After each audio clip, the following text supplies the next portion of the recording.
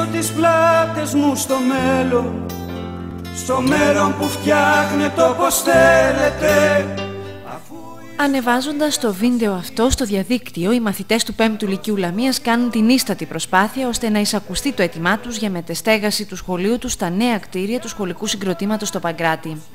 Με τους στίχους των αδελφών Κατσιμίχα και με φωτογραφίες από το κτίριο Ερείπιο, τα παιδιά θέλησαν να δείξουν σε όλο τον κόσμο τις άθλιες συνθήκες που κάνουν μάθημα και τα συναισθήματά τους για την αδιαφορία που έχουν εισπράξει όλα αυτά τα χρόνια που διαμαρτύρονται.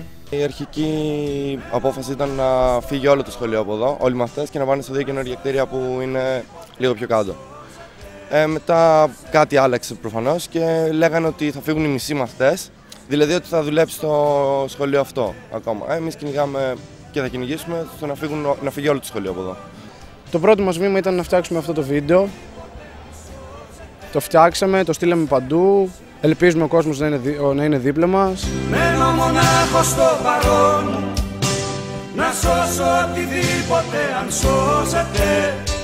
Πρόσφατα, οι ελπίδες των παιδιών γκρεμίστηκαν όταν πληροφορήθηκαν πως παρά την θετική απόφαση του Δημοτικού Συμβουλίου, ο προϊστάμενος δευτεροβάθμιας Σπύρος Πιλιτζίδης, κατά τη διάρκεια συνάντησης με γονείς, δήλωσε πως δεν υπάρχει χώρος για την μεταφορά όλων των μαθητών του 5ου Λυκείου και 200 περίπου παιδιά τον Σεπτέμβρη θα επιστρέψουν στο κτίριο Φάντασμα. Φανταστείτε τώρα να γίνει μεταστέγαση 200 μαθητών, έτσι. Ποιος θα πρωτοπάει κάτω και ποιος θα πρωτοκαθίσει εδώ πέρα. Φανταστείτε τι έχει να γίνει αυτό το πράγμα. Και εκτός αυτού, οι εγγραφές πρέπει να γίνει άμεσα αυτό το πράγμα. Γιατί όσο να είναι τώρα τελειώνουν τα σχολεία και θα γίνουν και οι εγγραφές, θα ξεκινήσει η νέα σχολική χρονιά. Αν θεωρούν κάποιοι ότι μπορεί να λειτουργήσει αυτό το σχολείο κανονικά, νομίζω κάνουν λάθος. Και ότι αν αυτή η μεγαλύτερη, είτε από τη δευτεροβάθμια είτε οπουδήποτε, να στείλουν τα παιδιά τους εδώ, αν ανοίξει το Σεπτέμβριο το σχολείο ξανά. Στον προϊστάμενο δευτεροβάθμιο, στον κύριο Πιλιτζίδη, πήγατε? Ναι, πήγαμε, είχαμε μια κουβέντα. Είπε ότι ο ίδιος δεν έχει αλλάξει κάτι, αλλά παίζονται, λέει, άλλα παιχνίδια. Εμείς θα κάνουμε τα πάντα, ό,τι χρειαστεί, και του χρόνου σαν μικρότεροι μαθητές που είμαστε εμείς, έτσι ώστε να γίνει μεταστέγαση. Αν χρειαστεί ακόμα μπορούμε να πάρουμε και τα θρανία και να πάμε κάτω περπατώντας. Πάντως εμείς εδώ σαν 15 μελές λέμε ότι δεν θα μείνουμε εδώ πέρα. Δεν μπορούμε να κρατήσουμε αυτό το σχολείο, γιατί σε κάποια περίπτωση σεισμού μπορεί να έχουμε κάποια θύματα.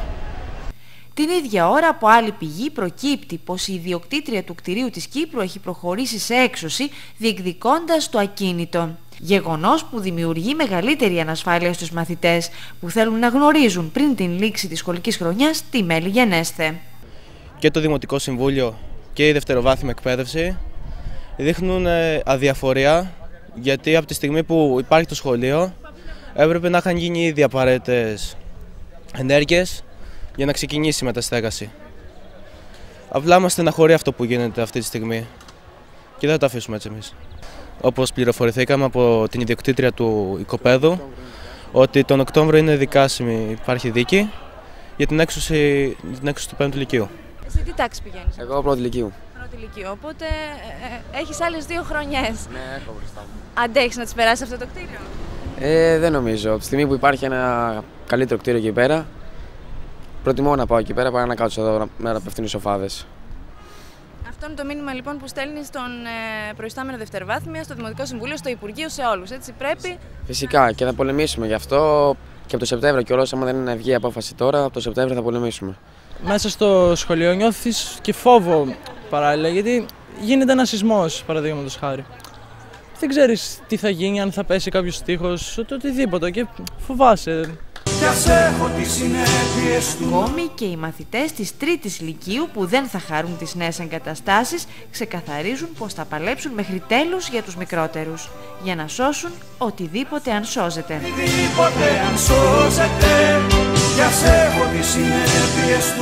Εδώ και 3 χρόνια εμείς, εγώ και ο Βασίλης που είμαστε 3η Λυκείου, εδώ και 3 χρόνια το έχουμε συνηθίσει.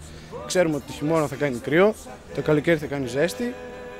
Εδώ υπήρχε πρόβλημα με το κηλικείο και δεν ήταν μέγας στόχος δικός μας να ανοίξουμε κάποιο κηλικείο. Κοιτάγαμε και πάλι πώς θα κατακτήσουμε το καινούριο κτίριο. Εσείς στην 3η Λυκείου παλεύετε για τους μικρότερους, γιατί φεύγετε? Κοιτάξτε να δείτε, εμείς θα μπορούσαμε να πούμε ότι δεν μας ενδιαφέρει καθόλου, έτσι. Εμείς και εγώ και ο Βασίλης προσωπικά Από την πρώτη Λυκείου αγωνιζόμαστε και με τον παλιό διευθυντή και με την καινούργια διευθύντρια. Αγωνιζόμαστε να πάρουμε αυτό το σχολείο και καταλαβαίνουμε ότι εδώ και 3 χρόνια μας κοροϊδεύουν. Μας κοροϊδεύουν. Εδώ και 3 χρόνια κάνουμε κινητοποιήσεις, καταλήψεις, συνεδριάσεις. Τα πάντα έχουμε κάνει. Δηλαδή, τι άλλο πρέπει να κάνουμε για να πάρουμε, να μας πούνε τι άλλο πρέπει να κάνουμε και θα το κάνουμε για να κατακτήσουμε το καινούργιο σχολείο. Θέλουμε να ευχαριστήσουμε πάρα πολύ το Σύλλογο Γονέων και Δημών, γιατί εδώ και 3 χρόνια όσοι είμαστε στο Λύκειο αυτό ήταν δίπλα μας πάντα και σε θέμα κατάληψης και σε θέμα κινητοποίησης και σε θέμα συνεδρίασης. Γιατί εμείς ως ΟΝΑ δεν μπορούμε να κανονίσουμε κάποιες συνεδριάσεις με τον Γενικό Διευθυντή. Και αναγκαστικά βασιζόμαστε πάνω τους. Θέλουμε να ευχαριστήσουμε επίσης και τη Διευθυντριά μας, γιατί ήταν πάντα δίπλα μας. Θέλουμε να ευχαριστήσουμε και εσάς που μας στηρίζετε και ερχόσαστε και μας βοηθάτε όσο μπορείτε. Θέλουμε να ευχαριστήσουμε και τους καθηγητές μας που είναι και αυτοί δίπλα μας. Γενικά θέλουμε να ευχαριστήσουμε όλο τον κόσμο που είναι δίπλα μας και μας στηρίζει σε αυτόν τον αγώνα που προσπαθούμε να πετύχουμε.